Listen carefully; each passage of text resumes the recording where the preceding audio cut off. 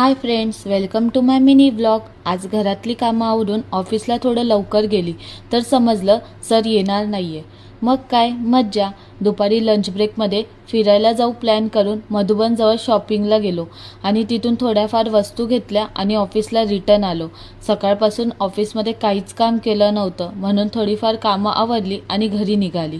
घरी काय थोडाफार आराम करावा वाटला तरी कामं काय करून देतात का।